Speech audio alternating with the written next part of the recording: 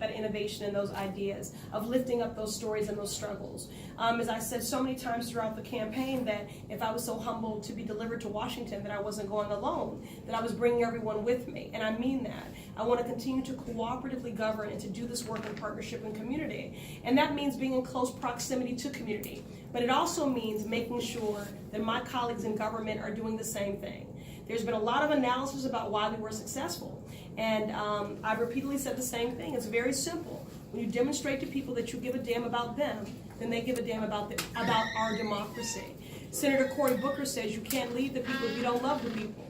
So one of the reasons why I'm grateful for this coordinated campaign, and this has been an unprecedented financial investment in this coordinated campaign in field organizers throughout the Commonwealth to support the Democratic ticket. It's an unprecedented investment because these are unprecedented times. And I know that they are committed to building upon the coalition of voters, of newly engaged people who had been engaged and stopped participating, that they are committed to maintaining that coalition. So I will continue to do that work in partnership with my colleagues, with the Democratic Party, and in advance of November 6th and beyond. That is very important to me. I have one last question here. We're approaching the end of this. Okay. State your name, please. Okay, my name is Jennifer Shari. I'm the host of Political Period on Telebelltop, which represents a Haitian American community. And I know you've mentioned several times with the temporary protective status that will be soon be ending in July. Which is a very, very delicate topic in the Haitian community, given myself I'm Haitian American.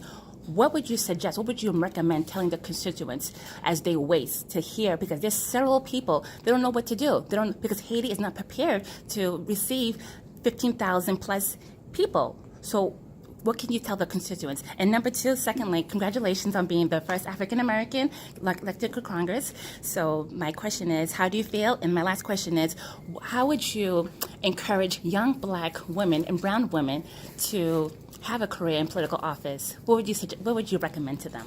Okay, so we'll try to get these three things quickly.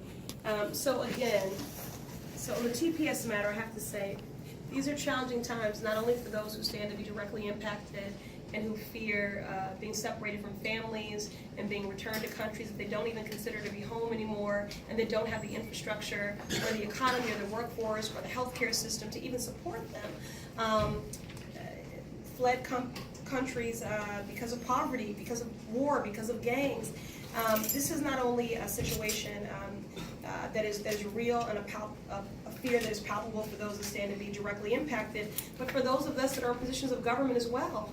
You know, there is an expectation that we have the solutions, but these are unprecedented times. So we are sitting in a lot of that same uncertainty about what is next. So what I'm focused on, while we continue to fight for that status to be renewed, and I will do that, and I've been doing that all along, and I will continue to do that, is to look at ways to be supportive in the here and now of the Haitian community and others, Ecuadorians, El Salvadorians, others that are in limbo. So for example, on the legislative side, if TPS is eliminated, a lot of there's legislation that says that you won't be able to keep a driver's license. You know, that is really going to hurt a lot of people. And so I support TPS holders still being able to have a driver's license. As passionate as I am about public transit and as many inequities as there are there, when it comes to that being a system that is accessible and affordable and reliable and rapid, many people need to drive for their livelihood, for their job, to take care of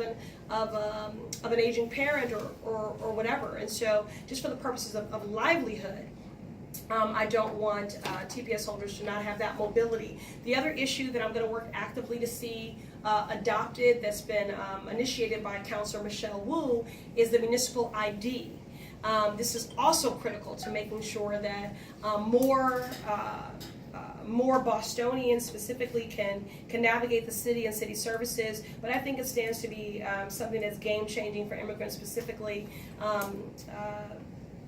This sort of universal form of ID, also fighting to make sure that Dreamers can get access to in-state tuition. I can't tell you the number of Dreamers that I'm interacting with that are paying for school out of pocket.